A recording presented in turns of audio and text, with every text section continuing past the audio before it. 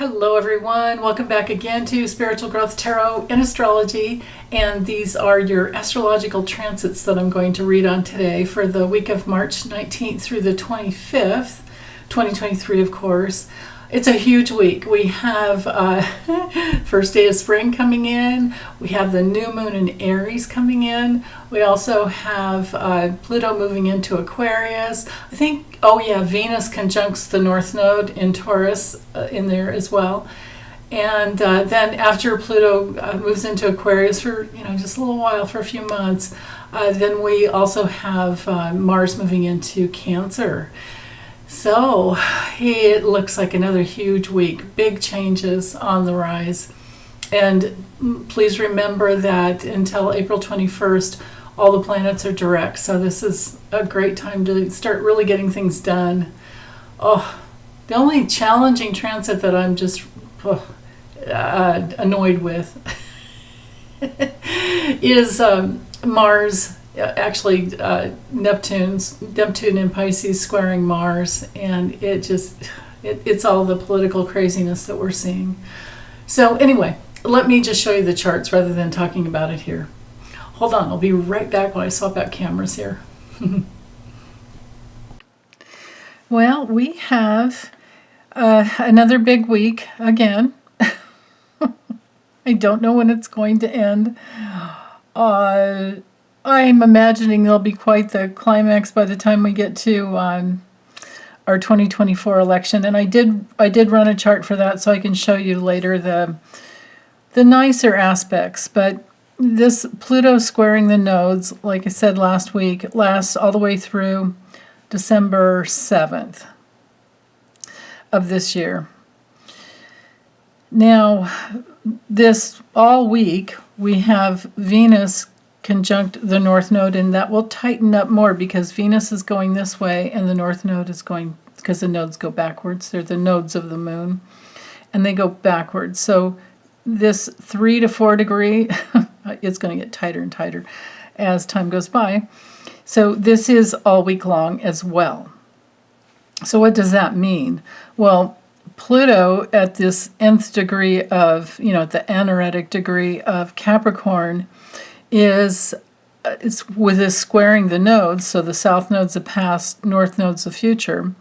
With the nodal axis of Taurus and Scorpio, we are in that realm of financial crisis and women's reproductive rights. Taurus is about safety and security, and it's very feminine. It's ruled by Venus. So Venus in Taurus is very, very natural. It's in its own element. Taurus loves having Venus close to her. I mean, it's like having your mom and your healthy mom and your healthy dad there with you. Venus wants to unify whatever it touches. So we're coming together in a whole new way. So we have to let's reel ourselves back in time. Remember when we had the financial crisis that actually started in December and so now I'm speaking to Pluto here. It actually happened in December of 2007. Pluto then was at that anaretic degree of Sagittarius. Pluto was in Sag for the years of 95 to 2007, and that gave us the opportunity to bring in more meaning into our lives and to figure out what we really believed in. And, Sag is ruled by Jupiter. Jupiter rules our courts. It rules institutions like our insurance, conglomerates, things like that. Banking is definitely more the Capricorn element, though. But anyway, we had other planets going on, other planetary alignments going on at the same time. So without diving too far back, just think about, we're trying to figure out what we really believe in. And by the time 2008 had finished, we had a whole lot less faith in the banks and pretty much zero faith in Wall Street. It is a volatile market. And I don't believe it rules the economy. I just don't. The economy is ruled by the people. And the people we put in power, you know. And I can't say that I'm a big Jerome Powell fan. I have a little more faith in Janet Yellen, but anyway, just think back in 2008. It was June of 2008. Pluto first dipped into Capricorn. And so out of Sag and into the 0 degree of Capricorn. And we had, with Capricorn ruling banks, right, finance, government, and all those things that are in concrete form. I think back to those 2008 bank failures with Countrywide. Remember Countrywide lending in Calabasas, California? I remember it so clear because that's when I lived in Calabasas for about a year and a half. It was like, oh my goodness, how could I be right here with all this happening right now? And then remember Obama and the feds had to step in with their TARP funding. And remember we had that movie Too Big to Fail, and we had that other movie that was so great later on. I think I had to watch it 3 times to really get it. What was that? The Big Short. So those are The Big Short is especially a really good movie to see why I lost. That was when I just said actually it was way before that. It's like there's no way I would ever. Well, you can if you want. You can be in the stock market if you want, but it is gambling. You might as well just go buy lotto tickets. Then again, what do I know? And I'm not here to advise you financially in any way. But if it were me and I had extra money to save or to spare, I wouldn't myself personally invest much, and I wouldn't invest any more than I could care to lose, I guess, is basically that's the way my brain thinks. But anyway, here we are today with this Silicon Valley bank failure. And we also have a First Republic bank failure and this Credit Suisse in Switzerland. And then here I wake up this morning and learn that the Saudi National Bank was one of their biggest depositors. So what's that about? And look at Pluto, still here in this T-square. Venus definitely rules money, definitely rules relationships. Scorpio is over here, with crisis, but it's also the ruler for who we invest our money with, who we put our resources together with, who do we join together with. So both of these rulers, both of Taurus and Scorpio, are rulers of security. Pluto rules Scorpio, Venus rules Taurus. So it's like putting Venus and Pluto together, and these are intense relationships when they come together. They just are. So we're in that realm of security and money and crisis and reproductive rights, and basically like who's going to join together to keep us out of another mess. And most of all, remember that Pluto transforms. It brings big changes. So soon, because 29 degrees and 55, but when we get to 59 minutes, right? So March 23rd, Pluto, so just a few days, right? Pluto will move into 0 degrees Aquarius. So then we have to start thinking. Now, it's not going to stay there because it's going to retrograde and go back and forth. And I'll give you those dates as we get there because it's too much. If I throw all of that at you right now, you're just going to not want to listen. It's too much. It's like I don't have to give you the math equations. I can tell you I don't know about the result, but the end. I can tell you about the quality of the energy that we will be trying to go through consciously. Because remember, Uranus is here in Taurus and wanting us to awaken it's there holding space for us to wake up into the most simplest of meaning, right? Taurus is all about our security. What do we put our faith in? What are our principles? How do we make sure that we survive getting through this? We're not going to be like being pushed and rushed around, but then again, things are going to move faster. I mean, maybe at the speed of light, right? I mean, that's the way our consciousness can move, is at the speed of light, or maybe even faster. But I think people that are just pushing into the realms of having more toys and more money are going to have some very serious lessons to go through. And, we're going to see even more and more of those issues with dirty politicians and dirty billionaires. So anyway, when we're in the realm of Aquarius, and especially Uranus mixed with Pluto, because Uranus rules Aquarius, we're in that realm of the internet. So the Aquarius rules so many things. Internet, technology of all kinds, especially the type to protect ourselves from autocratic countries that want to mess with our democratic countries. And that's, because Venus in Taurus, Uranus in Taurus, we're waking up to the issues of cyber wars, cyber hacking, the abuses of what happens when your society is entirely online.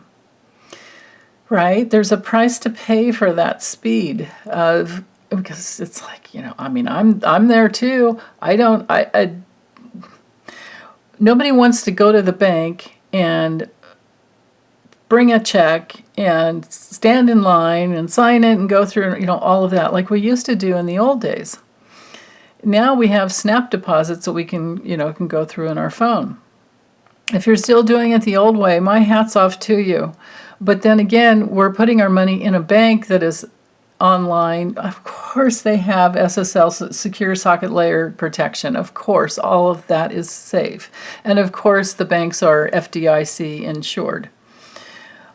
But, obviously, Biden and he had to step in, and the feds had to step in and say, hey, we're going to make sure that the people have their money. Now, not the dirty guys that pulled the dirty CEOs from SVB Bank. They're not getting their money back, but they pulled out something like, I don't know, was it 40? I can't remember if it was 40 million or 40 billion. My brain just doesn't function at those high. I can't even imagine. Anyway. So those guys won't get they already took their money, but it's like, can you hunt them down and get their money from them and give them back to the people? Can the government do that? The government is ensuring those people will receive their money back, but will the government be able to get their money back from those CEOs is the question. And if they don't, who pays for that eventually? That's my question. Probably yours too. So anyway, just to get back into the energy of the planets. So when Uranus mixes with Pluto, we have internet issues, we have cyber issues, we have things that go faster than we can control issues. Pluto wants change. Uranus wants it too, especially now in the highest levels of Uranus. If the change is in alignment with the laws of love, like divine order, divine mind, and the like, then things can go, we can grow, things can be beyond your wildest dreams. But in wartime, here's another thing that Uranus rules is drones. And we've witnessed how drones have gone from, remember like remote control airplanes or remote control not ships, what am I saying? They look like ships, but little remote control boats in the water. And now, they're fighting wars. We're fighting wars with drones. So it can protect troops because the drones can go way ahead of the troops. And while I don't like war at all, satellites and drones are ruled by Uranus. And then we have Pluto there. So Pluto wants power, right? Who's gonna get this power, and how do we protect from that, right? I mean, how do we make sure that there aren't abuses so that things aren't, don't go too quickly when there's a decision that needs to be made as to how to protect? So, but anyway, on a lighter note, Aquarius, so Pluto and Aquarius will dip into, or Pluto will dip into Aquarius, and that rules also all forms of technology. So we're talking like innovation in broadband, AI developments, artificial intelligence, electricity, and anything that moves faster. Again, back to like the speed of light. So, with Pluto squaring the nodes until December 7th of this year, I'm feeling, and this Venus opposing the South Node and joined up with the North Node, this is lasting all week there. She'll move much more quickly, but Pluto is sitting there and asking us, we are at this point of asking ourselves what will shift within us to clear up. Now, this is outside of politics. This is deeper insight into our personal realm, which is the only thing we really have control over. Besides, we can vote. We can vote. We can protest. We can do a lot of things. But when it comes down to it, it's our own personal lives that are going to need to be much more simple, that are going to need to be much less complicated. And that's especially true with, let me draw this in. So Neptune here, squaring Mars. This Neptune square Mars will end on the 26th, so that's good. But at the beginning of this week, again, starting Sunday on the 19th, look at that. Mercury has moved ahead into Aries, and things are, thinking is quick. Thinking can be impulsive. Thinking can be a little bit, thinking can be very unique and individual and trailblazing, but it can also be communications that are daring, right? I mean, like that Russian fighter jet that took out the drone, our drone from USA. That is a perfect example of Aries energy, and then this square, this triple, 3 squares here to Mars. Mars is the military. Mars is war. And the sun in Pisces is seeing the big picture. Neptune is there going, what's really going on? You have to figure those things out first, right? And then how to act and how to respond. Well, meanwhile, the moon is here in Aquarius, and I love that it's bumped up against Saturn, so there's a broader thinking with the government on both levels with Aquarius and Pisces, and that is also trining Mars. So, of course they had to, our military had to think and work quickly to make sure everything was wiped from that drone as it was being taken out by that fighter pilot, and probably that fighter pilot just messed things up, was so sloppy with its actions that I think probably the information was safe, but it's like start over now because that information is gone. I imagine, maybe not, but maybe not. That's the thing, and the reason, one of the reasons, 2 big reasons I say maybe not, is because the Moon and Saturn. And I'll get back to our personal thing in a minute. The Moon and Saturn trining the past, the South Node. Now, Scorpio goes deep and captures things, right? It gets the things that we need. And then also this sextile here, so we have the aspect of the architect with Venus. Venus in Taurus captures things, right? So I'm feeling like things are okay, but it was, something to witness and watch and realize, that was an interesting development, right? And then powerful Pluto, again, excuse me, is here sextiling the Sun and Mercury in that tight sextile. So that brings together all forms of communication. To think, just when you think of Pisces, just think big, think broadly, think what will we devote ourselves to, and on another level, sacrifice. Sometimes with Pisces, we're having to sacrifice something to figure out what we're really devoted to. And I'm sure that our military was thinking that way when, literally sacrificing a drone. I'm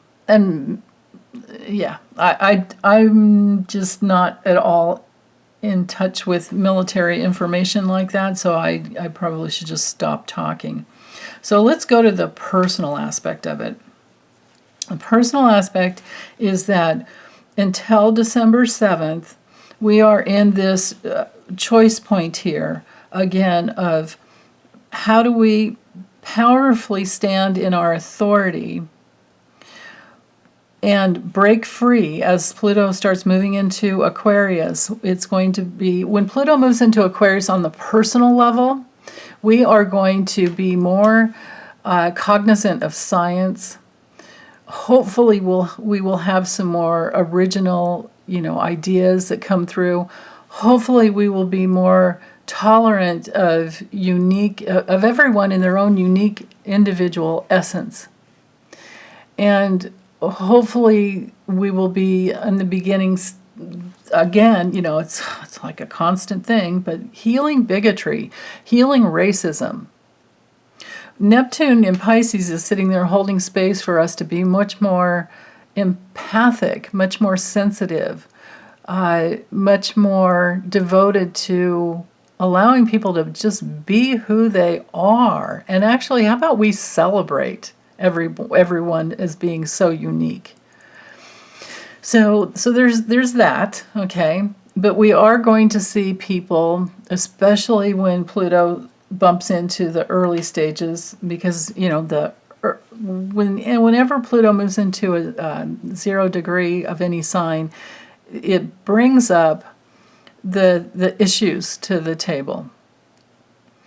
And as it, now the issues, the darkness or whatever, or the unconsciousness was always there.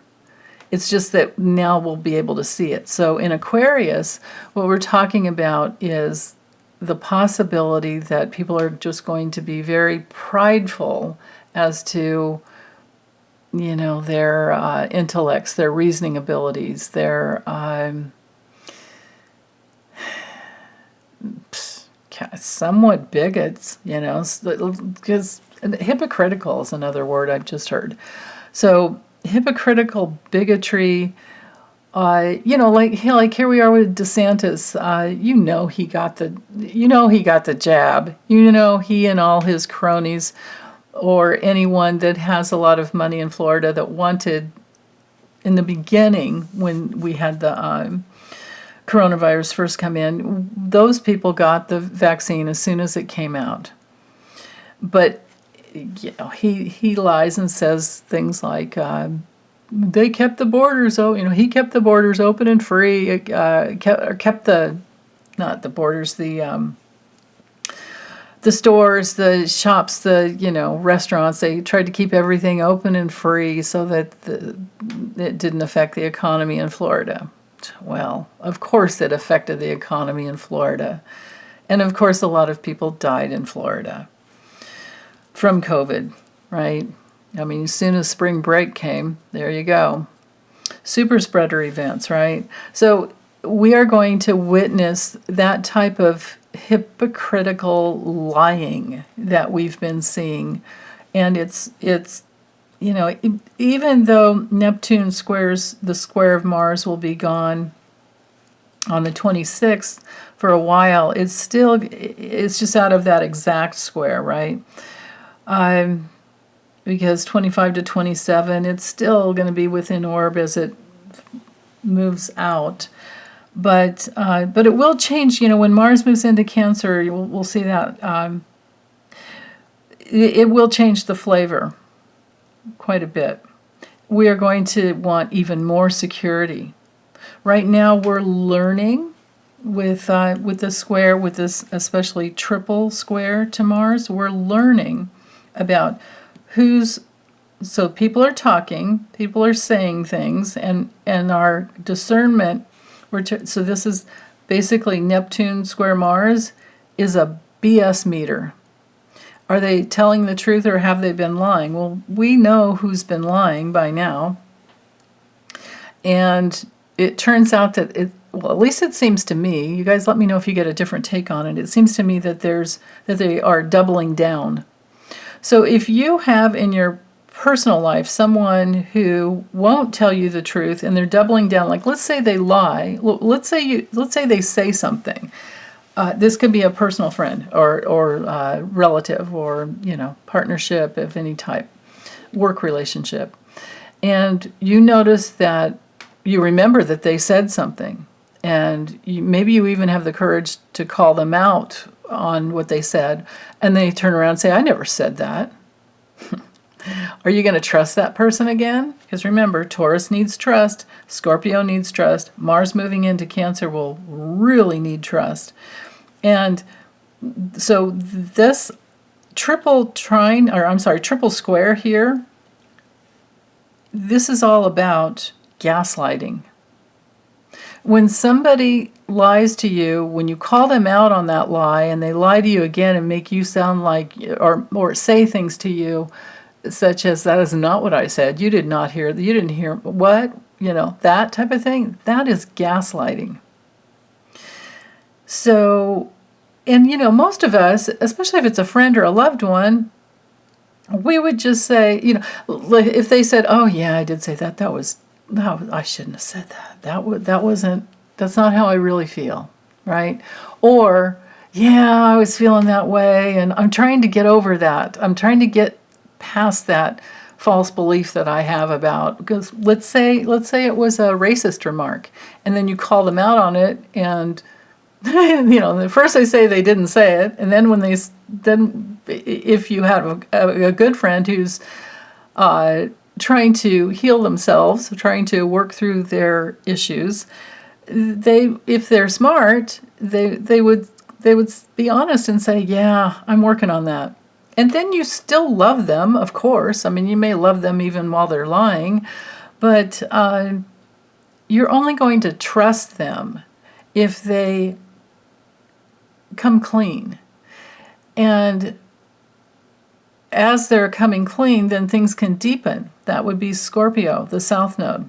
Remember, these are very relationship-oriented signs, Taurus and Scorpio, right? Because Taurus is our personal safety, and then who do we trust with our personal safety? Who gets in? Like, remember Robert De Niro and the Fockers? Remember the Fockers? Like, who gets in the circle of trust, basically. So anyway, moving forward with this dynamic, Pluto is bubbling up. Pluto is showing you the truth about someone or some group of people or some politicians. But in your personal life, you are going to see more and more and more of the truth. And then you are going to have to discern as to what you really want, and then you can have a breakthrough. With Venus, especially conjunct the North Node, because remember, the North Node is a path we're all going. We can have breakthroughs into more safety and bliss and moving ahead. Because when you know that especially if your money, and I'm speaking Scorpio here, is mixed with someone that is not trustworthy, and you know that, then you're going to want to get your money away from that, either person or institution or whatever. And so there are the choices.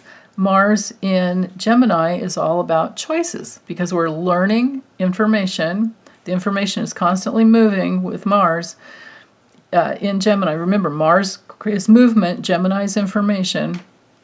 And starting off this week with this Mars trine Saturn, and the moon is joined, and the moon is going to tighten up and get even closer as the hours go by to Saturn, because the moon moves the fastest. What's happening here is we're having a flow of, it might not be easy, but we're having a flow of communication here. And Saturn in Pisces is asking us to devote ourselves to something that is aligned with higher creativity, with our need for divine order, are the words I just heard.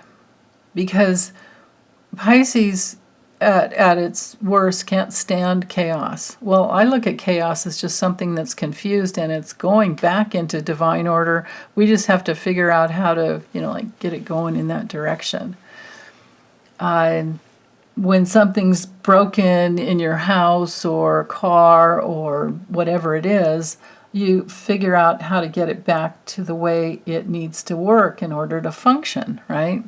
It's the same thing with our soul substance. We want to get back to that bright white light, golden light of our spirits.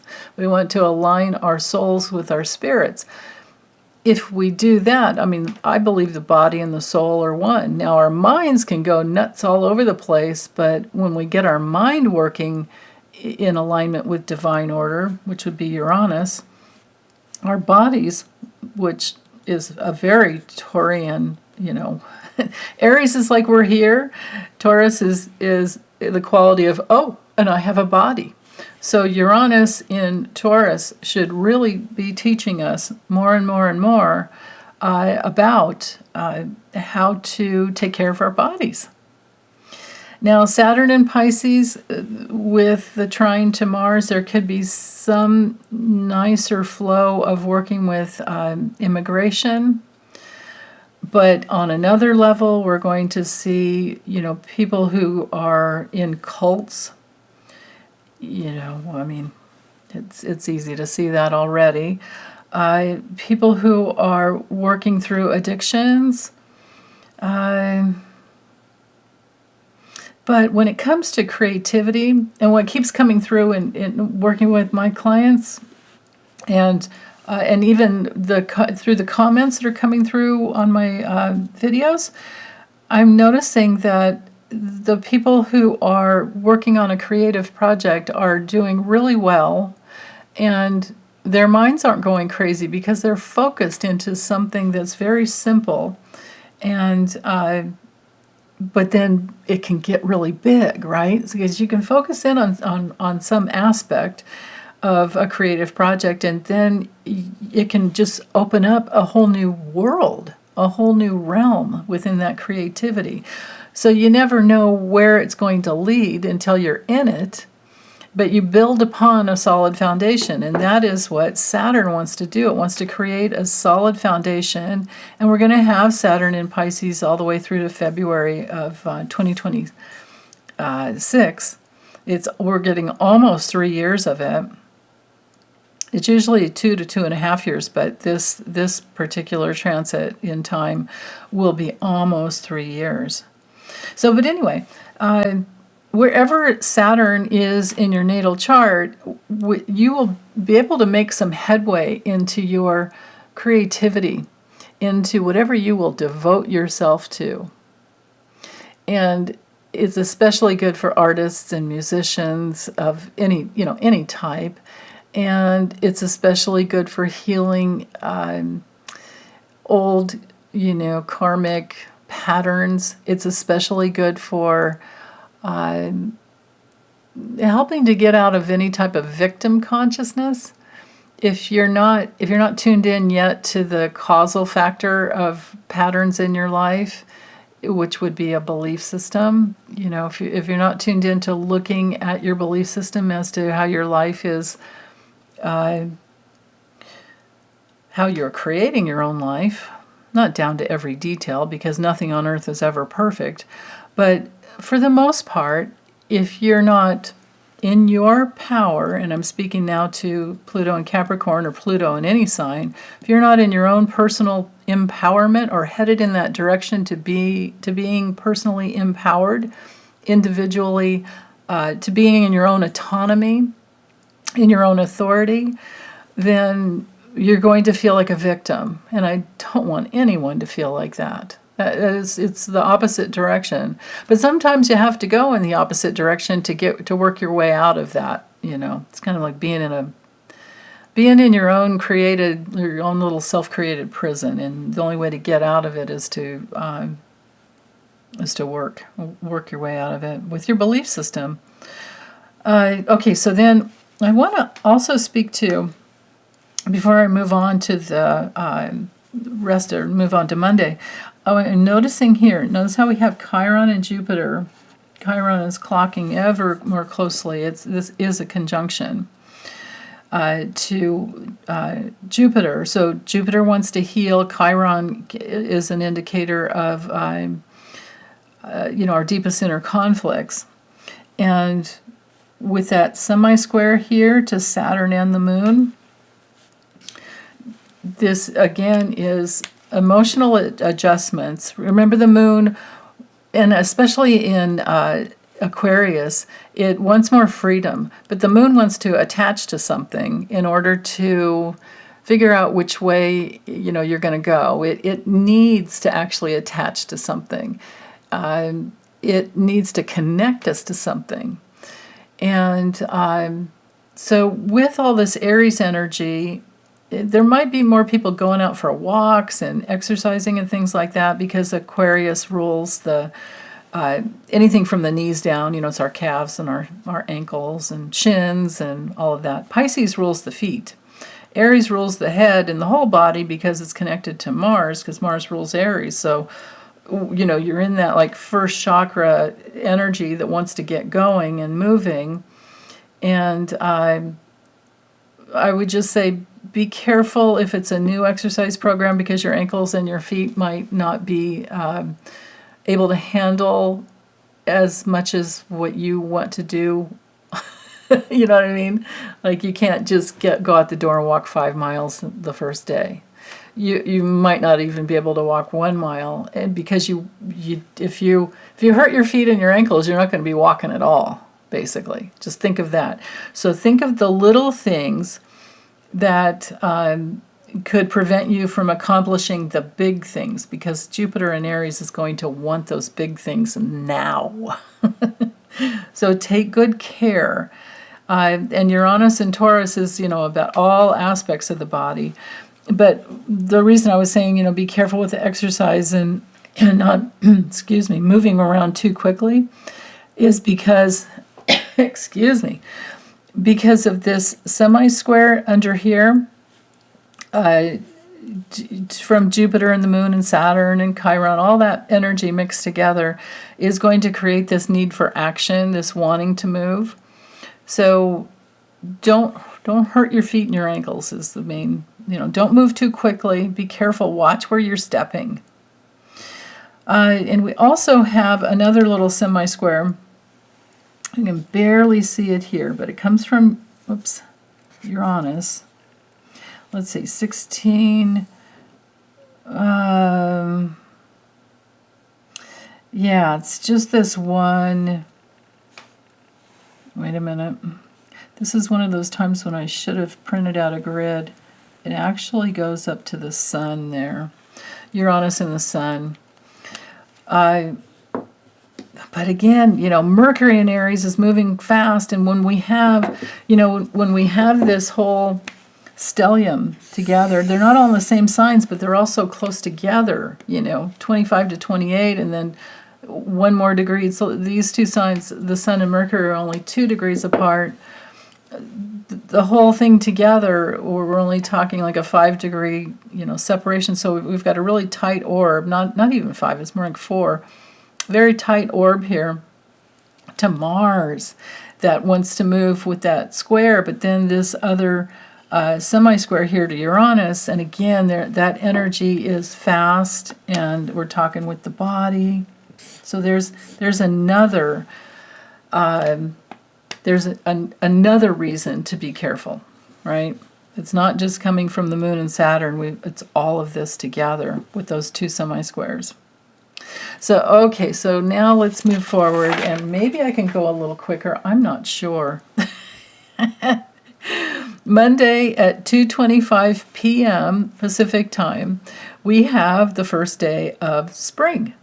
And that's because the sun, you can see how the sun is at 0 degrees, 0 minutes, Aries. And some astrologers look at the spring equinox as the opening chart for the whole year. So you can try that on. Try it on and see if that works for you. But what I can see that is really important here, and now I'm going to refer back completely to the sun, right? So the sun is in that square to Mars. So we have Sun square Mars. So again, this is kind of volatile energy where somebody wants to, and the sun is conjunct Mercury, right? Somebody wants to move really quickly. We want to get things done. It's my way or the highway kind of energy, but might not be even thinking of that because Aries energy is so instinctual. It's like, nature doesn't think, it just moves. It's just being, and it's always changing. Even in the dead of winter, things are working down below in the roots, right? But for us humans, Mars rules our motivations.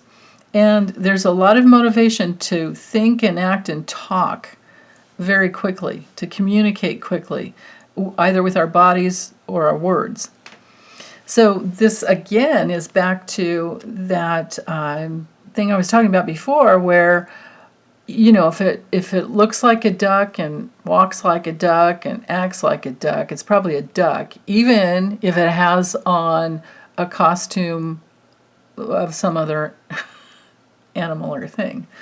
So this is the time in relationships where you're really, and that is further reiterated here with the moon conjunct Neptune, and it's going to get tighter and tighter, and that is all squaring Mars. If you don't trust someone and you don't know why, you don't need to know the reason, just trust your instincts with this Aries energy. Trust your instincts. Look at this stellium in Aries. I mean, this is phenomenal to look at all of these planets, and I'll just use pink because it's close to red, and red rules Aries. Mars is red, right? So that's a lot of Aries energy. So everything is going towards win-win situations if you're working in the highest levels. Doing something that is very unique to you, that asserts your individuality in a very positive way. Getting something started. Aries is great for starting something. And even if you have to go one step forward and two steps back, just start. Start somewhere. And even if you can only work on it a half an hour a day, do it every day, and it'll develop into something more. Whatever it is, just get it going. That's what the first day of spring is all about. And then, so, of course we have that backdrop of Pluto squaring the nodes, but now I want to focus in, notice this trine from Saturn. So we have Saturn to Mars to the south node, and we have the Trinity here, right? This is fantastic. And as Saturn moves forward, it will be more of an exact trine to the south node. So remember, the south node, again, is your wisdom from the past, where you've been able to go deep and deeply transform yourself and get to that place where you trust yourself, where you're constantly regenerating yourself in your life because you're going deep. And you're letting go of the fear of betraying yourself because you keep going deeply inside of whatever the issue is and working through it. And as you do that, it moves you forward into this realm where you have learned even more about yourself and the structures in your life. And on the political level, this would be this nice flow of energy where we see what has happened in the past. We have learned enough about it, and we're not wanting to be in victimhood anymore with Saturn there in Pisces. We're wanting to complete something and get it done with all this Aries energy so that we can move forward in stable and sane ways with all this Taurus energy here. Okay, now for this first day of spring, you can see that we do have this quincunx here to Mars from Pluto. So there will need to be, and there will be, an adjustment with power structures. So the power structures of your own life, because you learn something new, it will shift how you use your own personal power. Okay, so either you learn something new about yourself or one of your relationships, and that causes you to either dig your heels in and stick with yourself or to move on, and that's very possible. Because, notice this Mercury in Aries, and these are tight orbs here, if I can draw a straight line. Mercury in Aries is also in an inconjunct quincunx aspect. So there's that need for adjustment in communication and thinking, and because there's something learned from the past. Okay, so while the first day of spring is always fantastic, these are not, I mean, some of it's fantastic, some of these transits are fantastic, but this square, Pluto squaring the nodes is not. It's a struggle, it's a fight, it's an empowering transit if you know how to work it. What also brings a couple of good positive things is the sextile from Pluto to the Sun, and the sextile from the Moon to Uranus, and let's see, yeah, I think that's about it. Yeah, okay, so let's translate those real quick. So Pluto to the Sun so the Sun is moving forward in a powerful way.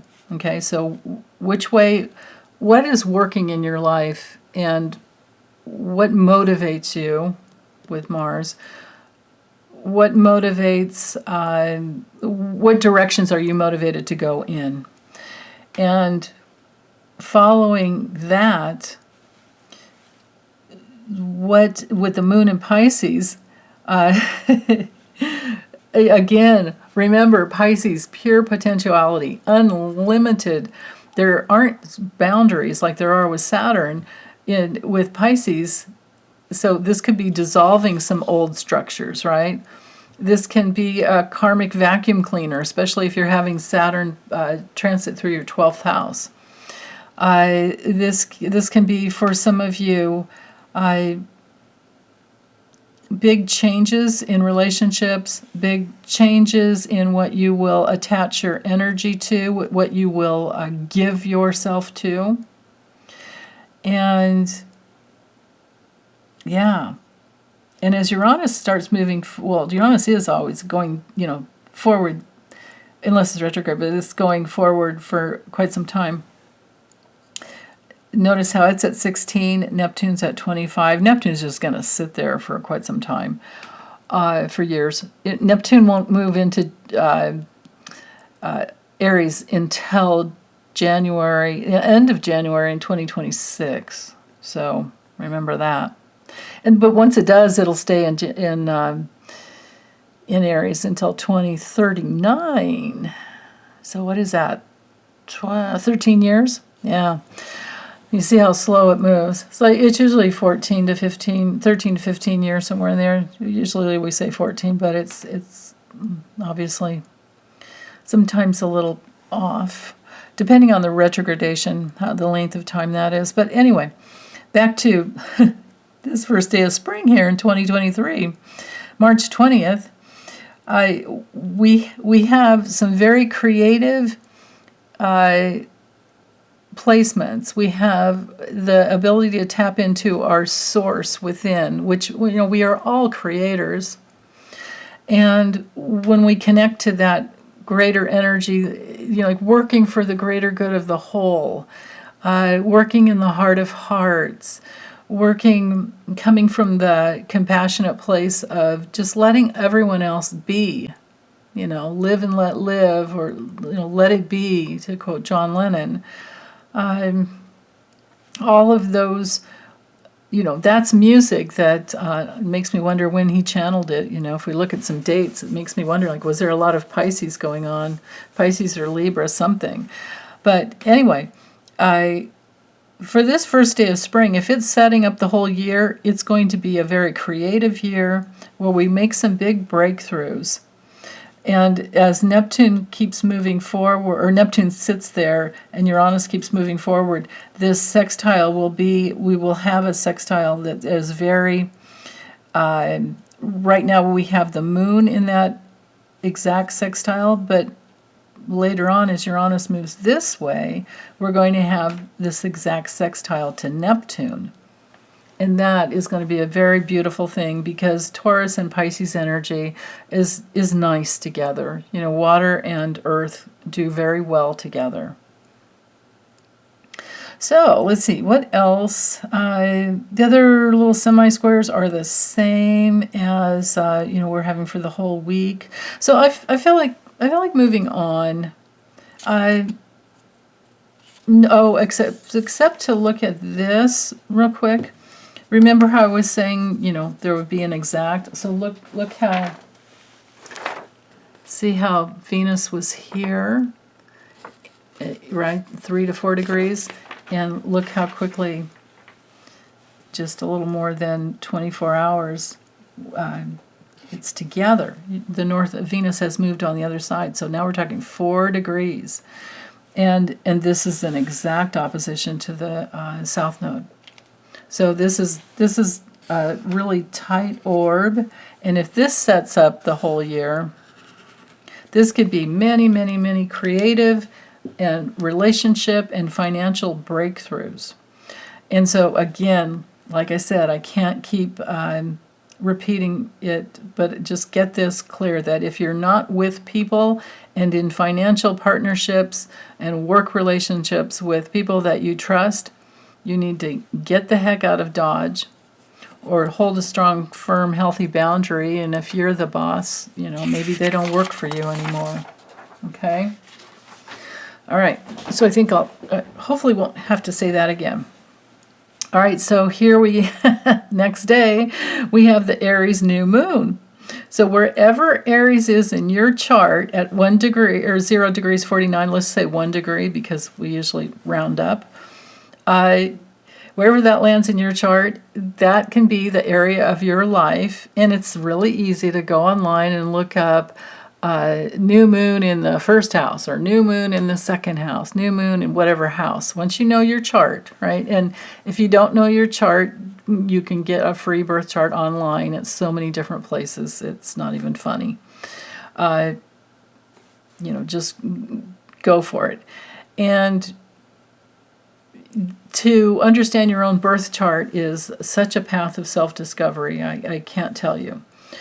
And if you want me to read your chart, go to my website there, click on those links, and we can get that set up.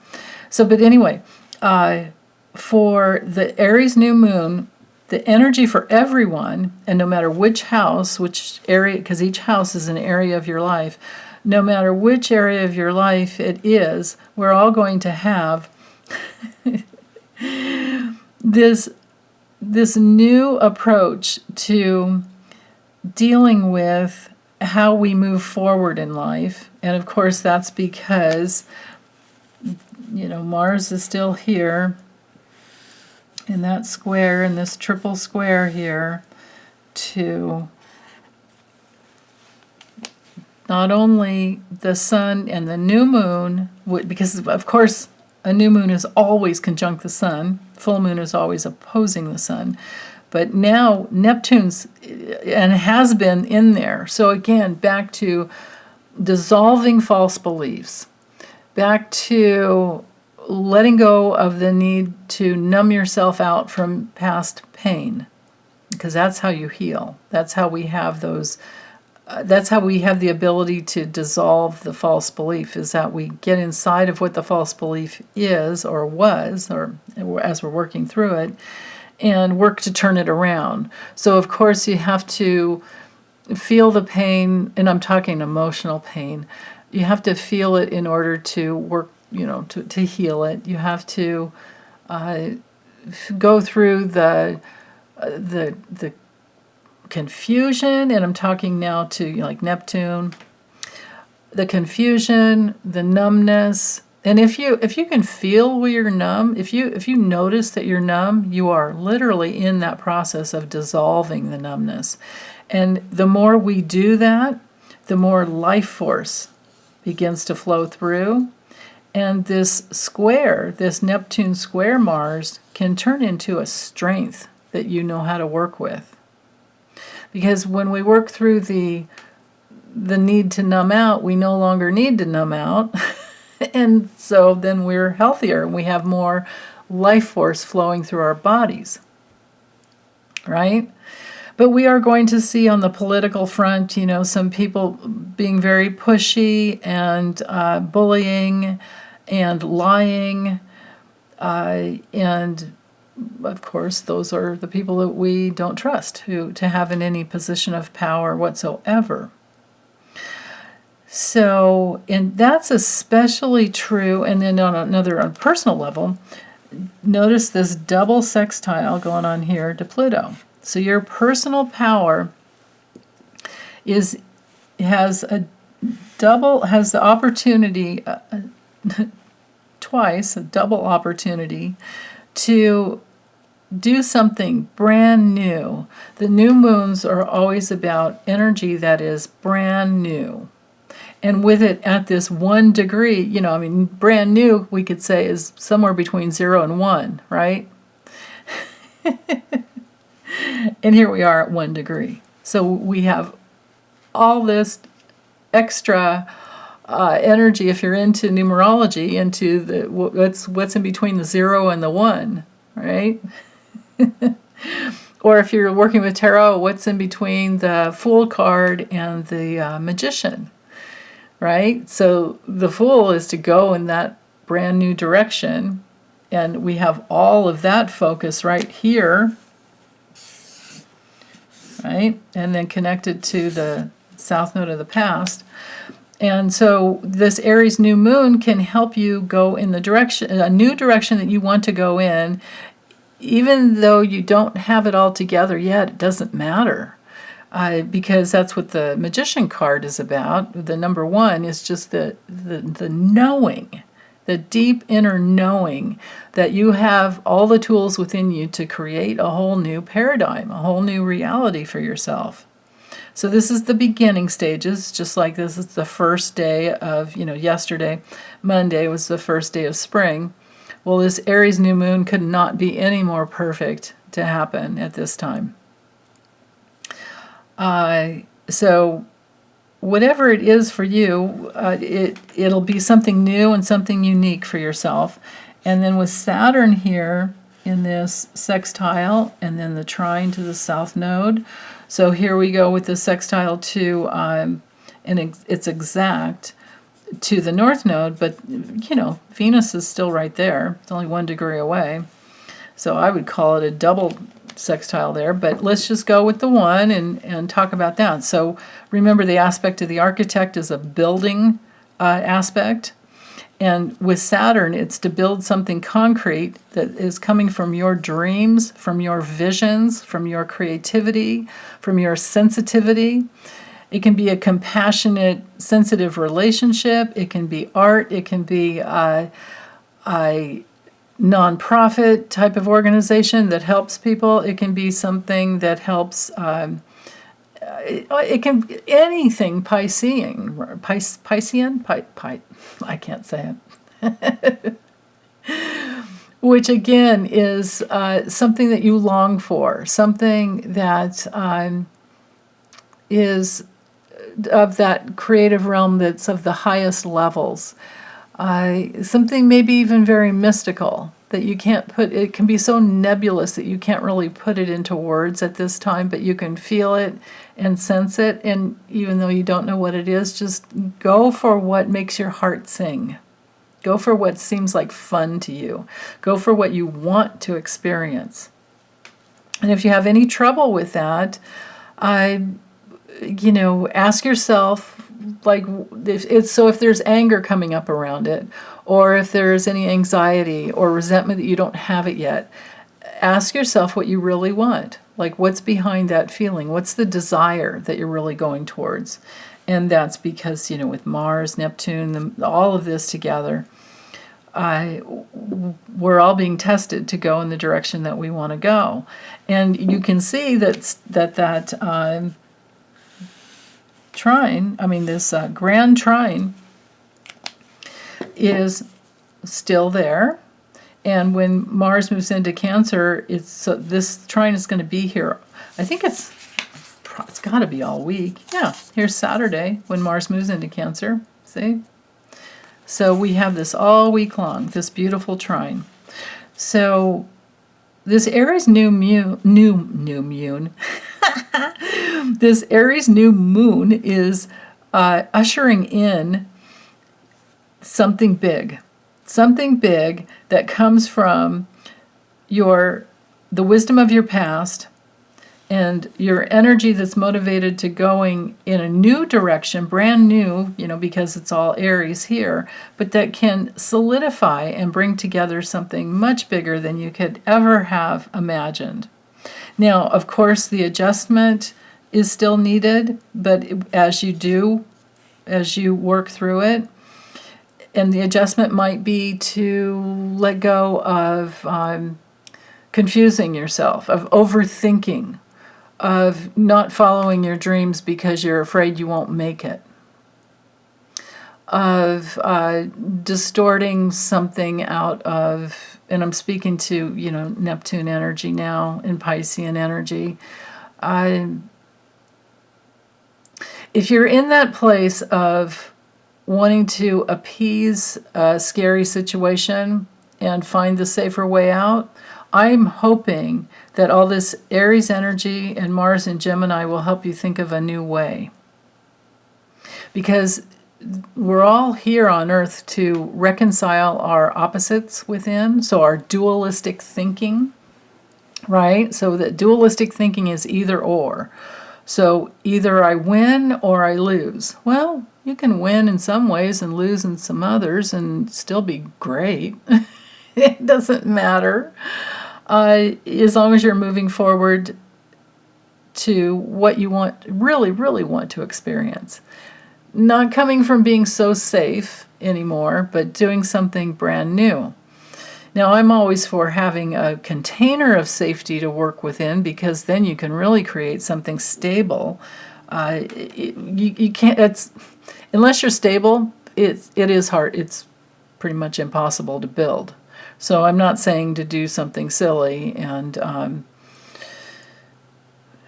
like quit a high-paying job or quit a job without having some income, having some savings, or having some way to get a new job quickly that's or soon enough anyway, that would more serve you, that would better serve you.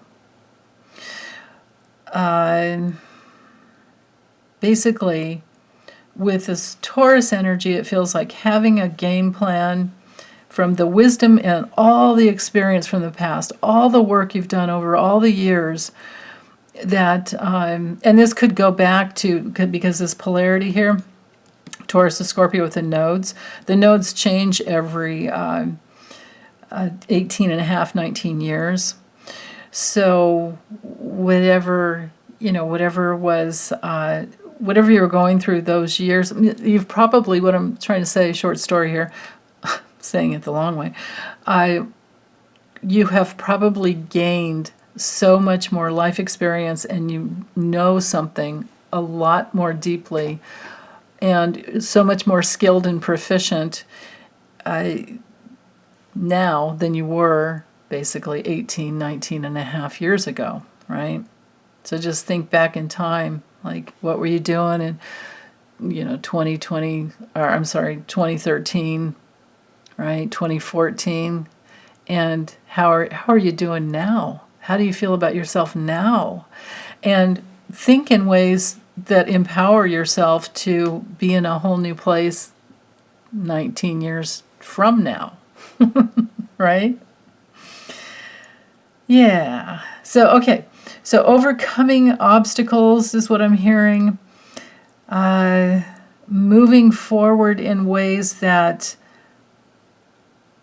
are so empowering to you instinctually, to where you can be so much more present with yourself and your own creativity.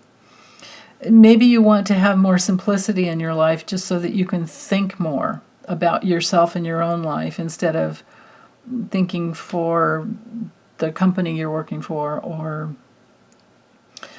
yeah, because it takes downtime to get into your own creativity. It really does. It definitely takes time. Everything always takes me 12 more times than I think it will. But we have to start, and Aries energy is all about starting. So yeah, I think it looks good. All the other aspects are the same as what I spoke about before, but now with this Aries new moon, things will be breaking through that. And these adjustments that were needed, or they will dissolve, but make those adjustments is a deal. Oh, wait, hold on, I'm going to talk about this. So, notice, of course, the sun and the moon are exactly conjunct. They're making a semi-square here to Uranus, right? So again, that new jumpstart into whatever you want to have, whatever you want to experience, is going to require that you trust yourself, and it will help you create a breakthrough with Uranus, because Uranus is all about breakthroughs. It helps us wake up. It helps liberate us into some new realm. It helps us detach from the old when the old isn't working anymore. It can create, like I always say, those aha moments. You can have a flash of insight. And 2020 is always hindsight, but a flash of insight to lead you into the future, right? Because these are new ways of moving through life.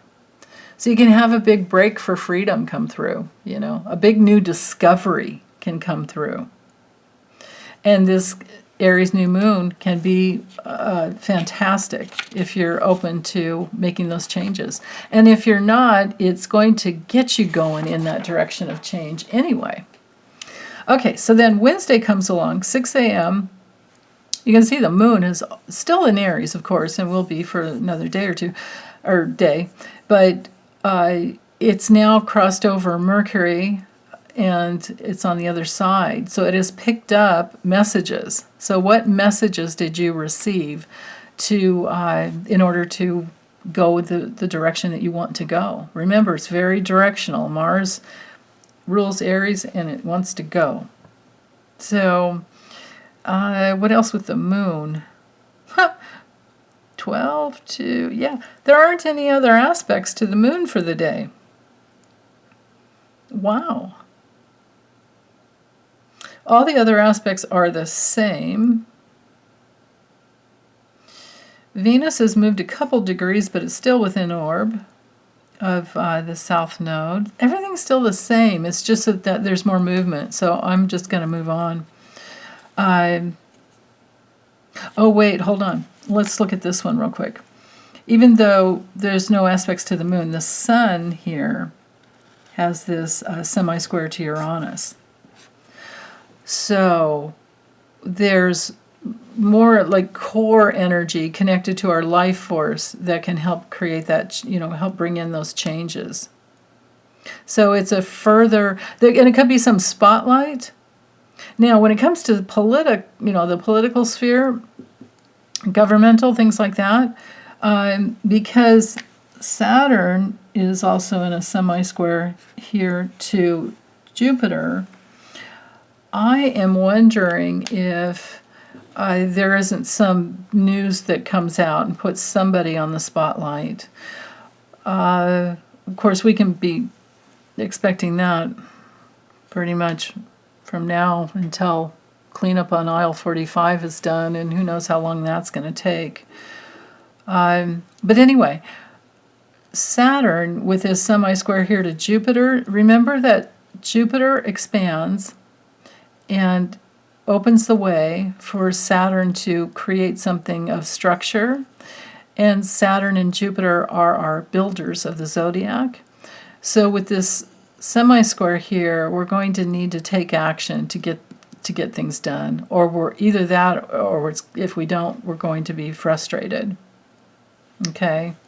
So that's one thing to know for Wednesday. Okay. So then, here we go. Pluto is now, and also with this, look at that, 29 to 58, just in one day, right? 29:59 is the last of the Pluto at that anaretic degree, but it's going to come back in. Let me talk about that. So, actually, you know what? Let's bring this chart back. I'm sorry. Let me talk about this for a minute. So just to give you some timing, okay.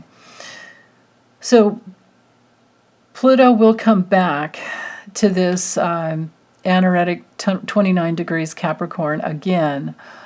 It's September 1st in 2024.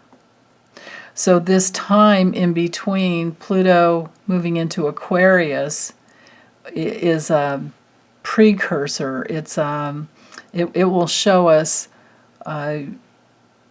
this time of the anaretic Pluto at the anaretic degree in Capricorn, and then through to September 1st, 2024, will be very telling as to what the issues will be when Capricorn is fully into Aquarius to stay, which won't be until, after September 2024. So it's going to go back and forth. In fact, so today, March 23rd, 5:23 in the morning, Pacific time, Pluto does nudge into Aquarius, but it's still in that, square to the nodes for like I said, until December of 2023. But in May, it's going to go retrograde. So May 1st, Pluto will go retrograde.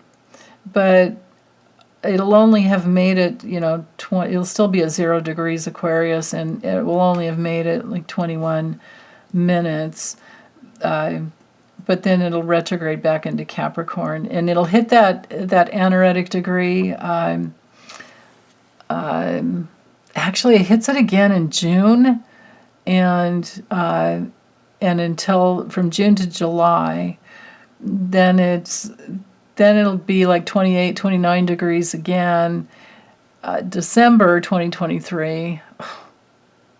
Yeah, and it won't start getting out of that until that September 1st, 2024. So yeah, so there's that. So just to surmise, to make it more simple in your head, just know that even though it's in Aquarius, and that does open things up, and I'll talk about that in a minute, just know that we're not really moving forward, because it is an opening, but Pluto will not remain into Aquarius, because it's going to go back into Capricorn, like I was saying, and it won't fully move into Aquarius to stay until November 19th, 2024. So between now and November 19th, 2024, we are still working with the power structures. But in Aquarius, it's going to broaden our vision. In Aquarius, it's going to help us with science. It's going to help us be more tolerant. It's going to help us see that it's okay to be different. In fact, we want to actually honor that uniqueness, and I talked about this in the beginning. So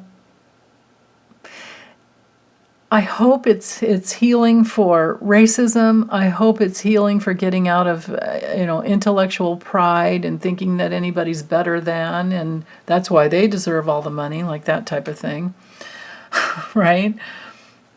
And then we can move forward. But I'm kind of hesitant to talk a whole lot about Pluto and Aquarius as it moves forward, because that's going to be a quite a long journey. Yeah. It's the cool thing is that for now we've got the sextile to the sun, so that's going to open up the ability to think in new ways and move forward in new ways. There are opportunities there, so it's a good time for getting clear. Well, it's everything I said before. Like, what do you really want? What are you willing to do to get it? And if it's just having much more simple peace in your life, keeping your life as simple as possible, I think that's a really good idea. And staying out of complicated relationships or partnerships of any kind will help. And one thing that we can do, because Aquarius is broad-minded usually, but when it's distorted, it's narrow-minded and, like I said, pigeonholes, and doesn't care about whether or not they're treating someone else humanely. Like Pluto in Pluto and Aquarius in the highest sense is very altruistic and very humane, but you can imagine the opposite of that, and that is what we are going to be witnessing, I think, between now and November of 2024, where we are still working with that, trying to heal those old Capricorn issues, right?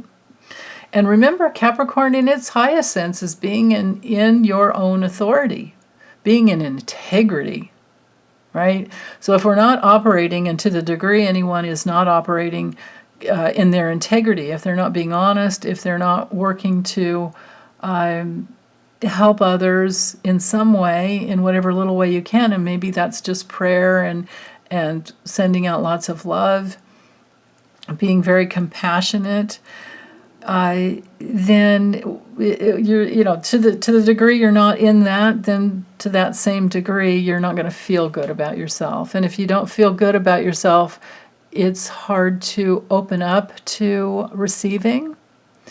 And especially as we're winding up this last bit of Mars squaring Neptune, this is a good time for healing old guilts.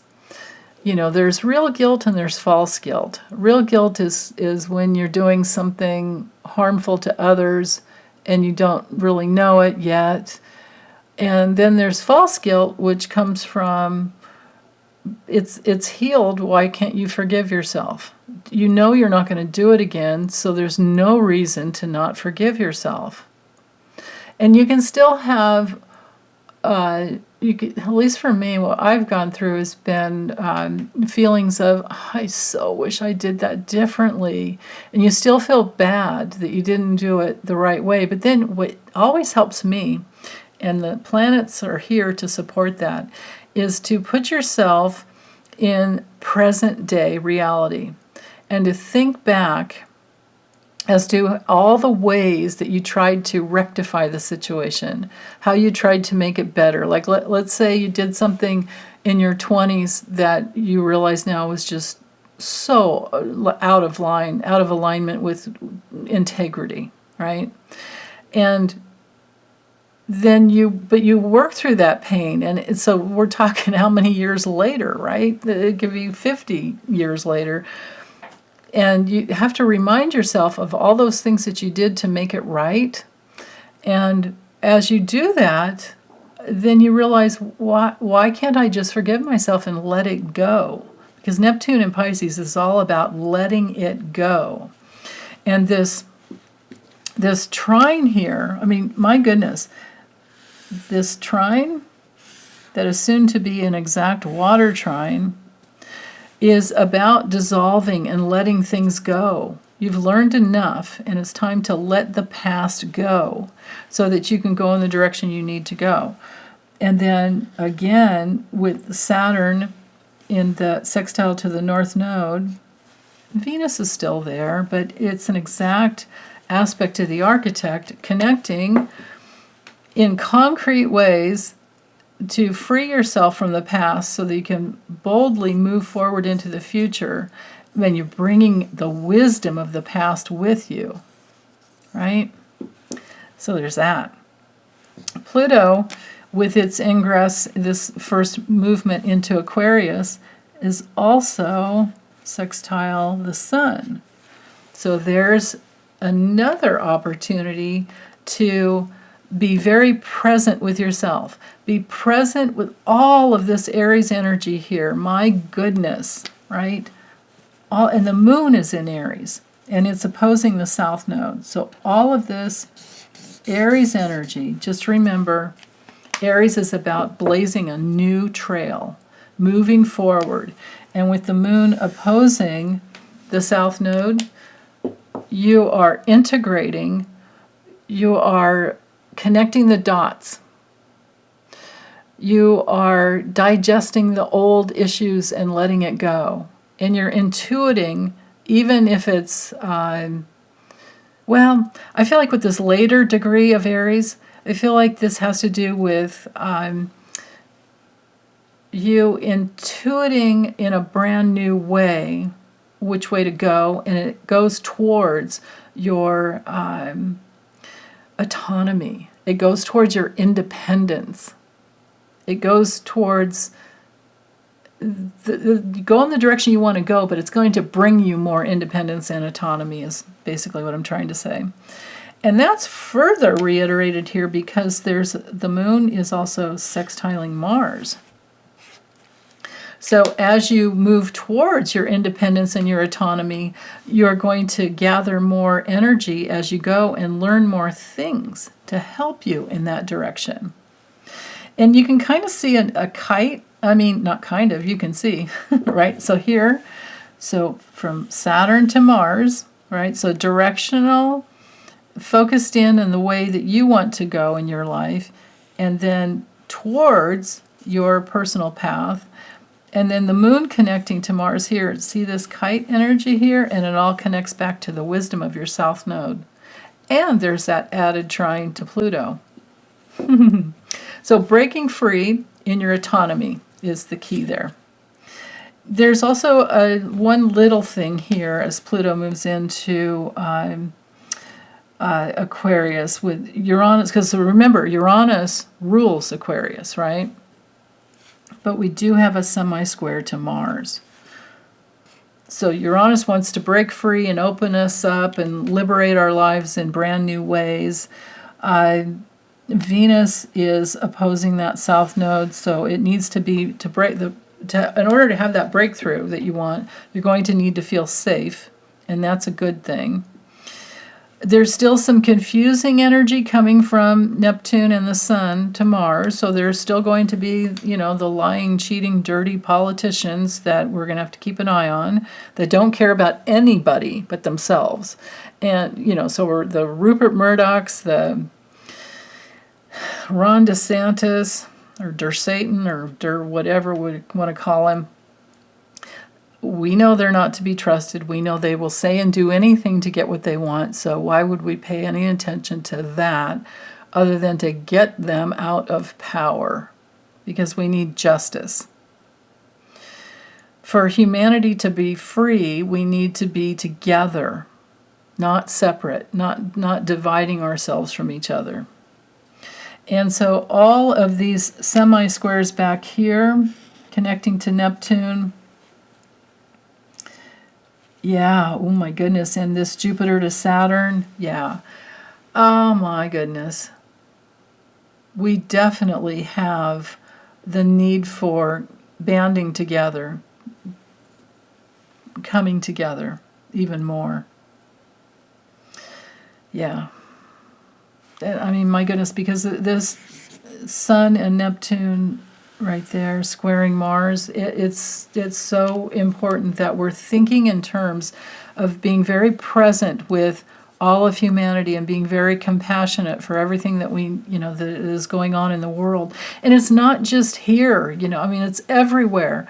The women in Tehran and the women in Iran are fighting for it's like, the way we were burning our bras in the 70s, they're burning their head, having to cover their head, and they're shaving their heads, and they're getting rid of their hair. They don't want to be covered up anymore. Aries rules the head. And there's so over 500 people have lost their lives in Iran for daring, right? Aries is very daring.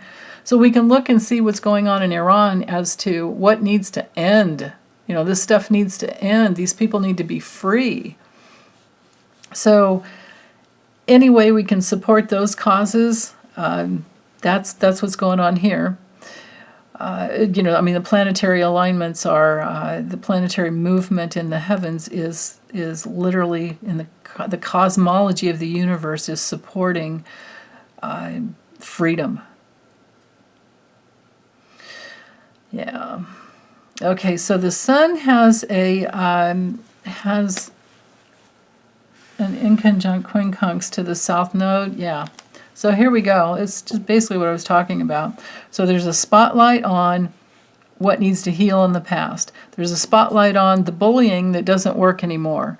There's a spotlight on crisis all over the world. And of course, with the other inconjunct that's been going on all week too, Mars is that fight, because we have a new idea or an old idea that's coming up, and we're willing to fight for it. So it's back to everything I was speaking to. We don't hold women down if we want a society to grow. What are you going to do without your women? My goodness. Okay, Friday, the moon's in Taurus. So all the aspects you can see are exactly the same. Yeah, even those. Okay. Or I should say, I'm noticing. But the moon here has crossed over Venus and is now up against Uranus. There could be something that happens today that is quite revealing. So again, remember, the moon is digesting information, it's connecting to information. In Taurus, it's all about safety. So here's the major conjunction, and it's going to get tighter and tighter in orb every minute that goes by today. And the moon is still opposing the south node, but it's a waning. It's no longer waxing. It's a waning south or waning aspect. But as it shifts closer and closer to Uranus, it's going to really expose something even more. So I'm wondering if something comes through on Friday. Definitely newsworthy. And of course, with this stellium in Aries, it's again, it's ruled by Mars, and you can see, because Mars is at that anaretic degree of Gemini. So we're talking, it could be overwhelmed with information, but it's okay. We can just take it in as we can. And, when it comes to the news that you want to get. But we have this double semi-square going on here from Neptune. So again, I think it's some dirty politicians that are doubling down on their lies. And that we also have the semi-square here from Jupiter to Saturn. So what are they trying to build with those lies? Well, lies and half truths is still a lie. It never wins. And, you know, with Pluto squaring the nodes, what did they do and say in the past? And that shows you what they will do and say in the future. They were liars in the past. They're going to keep lying. And the moon is going to be, because the moon rules the public, and I'm thinking that the public is going to be shocked by something, because Uranus really shocks. I think there's going to be some shocking evidence that comes out with Mars there at that nth degree of Gemini. So, yeah. Okay, we can handle it. Okay, then Saturday at 4:46 a.m. Pacific, Mars is now in Cancer. And that beautiful trine that I was talking about is now all in, now it's a grand water trine. Okay. I'm sorry. Cancer, actually, I started to say Aries. Aries, Cancer, Libra, and Capricorn is cardinal energy. Cardinal energy moves. So we're going to want to move towards more security. We're going to want to move towards everything that has to do with our home, with our relationship with our parents, with our relationship with our children, with our emotional security, and with needing to, care for those that we love and care about ourselves. We are going to be more tenacious as to trusting our intuition and digging our heels in, especially because of the the trine to Scorpio. You don't mess with these two signs when it comes to, this is like mama bear energy. And because it's connecting to Saturn and Pisces, this brings in that whole quality as to, if we're seeing something that's unjust, we are going to be livid and wanting to fight for it. And that's especially true with this whole stellium of energy in Aries.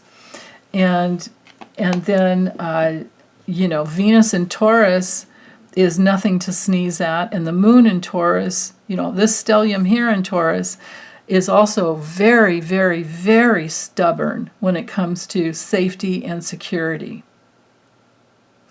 So this is quite an event. And again, semi-square Mars, so Uranus semi-square Mars, again, something that could be shocking. And then Venus with the semi-square to Neptune. With this connection here, this could be very altruistic. Venus to Neptune. So Venus is personal love, Neptune is spiritual love. Anybody who is really connected to their hearts knows that they want everyone to be happy and safe, and basically that's it. Happy. I mean, if you're smart, you want everyone to be happy, right? Yeah. So if you're not smart, you're going to be very confused as to which direction to go. And you might be cut off from family who says, I've had enough because I need safety here. Like, let's say you have an addict that's been living with you and they've been stealing your things and taking them to the pawn shop to buy drugs, and you just can't take it anymore.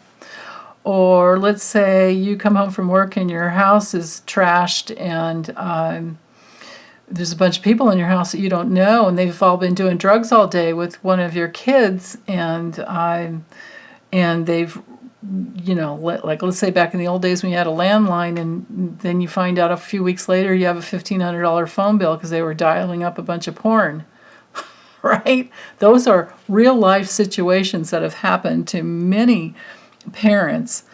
We're having a child that, or a young adult, or an older adult that's lived with them and has abused their, taken advantage of the situation where a parent is trying to be protective. So things will be shifting with this cardinal energy. We have cardinal energy here and here.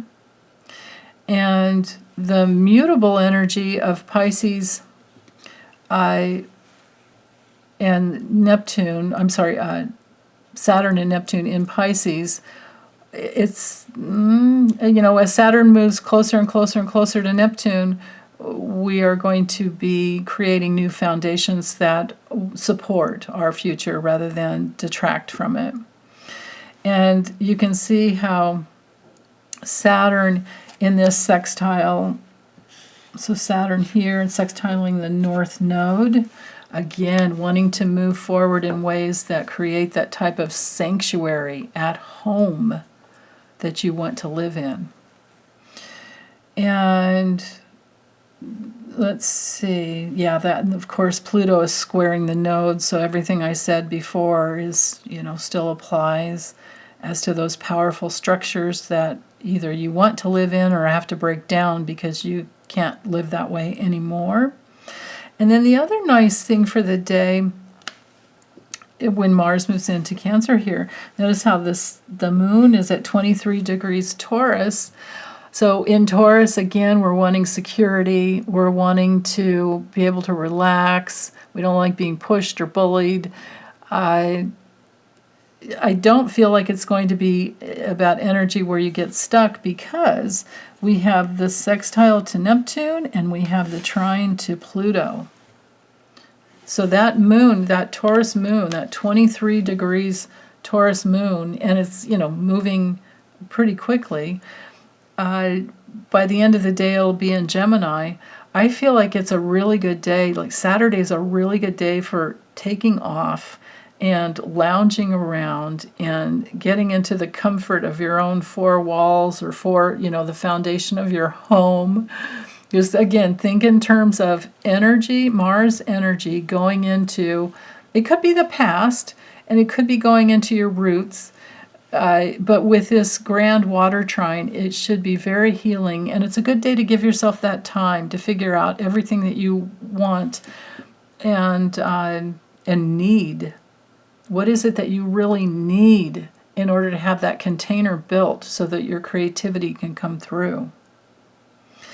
And again, the other aspects are there, with Saturn in the semi-square to Jupiter. What is it that you need to do? What actions do you have to take in order to build that structure that you want in your life? So whether it's a new business or a new job or your retirement or a new home or a new, maybe you're assembling new shelving. Anything that betters your intimate space, your own sacred space.